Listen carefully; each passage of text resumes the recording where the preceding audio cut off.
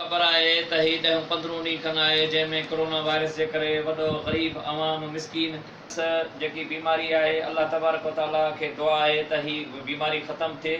पर सभ खां वॾी जेको आहे सो असांजी जेको आहे सो आहे बदकिस्मती त असांजो ग़रीब अवाम जेको हितां जो आहे, जेको ॾियाड़ी ते कमाइण वारो, उहो सफ़ा माना जेको आहे सो पंहिंजे घरनि में वेही वियो आहे। ऐं असां गवर्नमेंट खां मुतालबो था कयूं त तव्हां फ़ौजी हज़रात खे या पुलिस खे इहे हिदायतूं कयो त को मरीज़ जेको आहे हॉस्पिटल वञी सघे।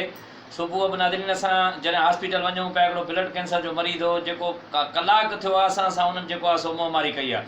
बाबा हे मरीज़ आहे, तव्हां ॾिसो बि था, बंदि आहे रसो, ठीकु आहे, आम माण्हू जे लाइ बंदि आहे, बिल्कुलु बंदि आहे। पर हाणे पुलिस वारा घिटनि में माना पंहिंजो जेको मनमानी असां ऑफिसरनि खे चऊं था ख़ुदा रा पंहिंजे असां ते रहम कयो वञे ऐं असांजे जेको ग़रीब अवाम ते रहम कयो वञे।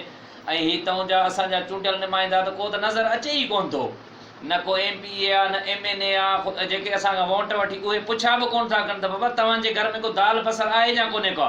असां वज़ीर आला खे सलाम था पेश कयूं, जंहिं जदोजहद करे करे हेॾी हाणे हिकिड़ो माण्हू ॾिसो छा कंदो मुल्क खे, हाणे सॼो मुल्क आहे को नौशहरो हिकिड़ो त असांजे लाइ कोन्हे को। महिरबानी करे असां ग़रीबनि जे मिसकीननि जी जेको वायर कई वञे। ऐं वॾी ॻाल्हि त कल्ह हिकिड़े असांखे दोस्त ॿुधायो त असांजे माइदा सेंटर जो senior surgeon doctor Mohammad Pariyal साहब खे सलाम था पेश कयूं, जंहिं जेको आहे सो हिते राशन विराए ग़रीबनि मिसकीननि खे, हू हिकिड़ो डॉक्टर आहे, उनखे शाबत आहे। पर असांजा नुमाइंदा काॾे गुम थी विया। असां नुमाइंदनि खे वरी अपील था कयूं, ख़ुदा जे वास्ते घरां निकिरो, माण्हुनि जी सार संभाल लओ, महिरबानी।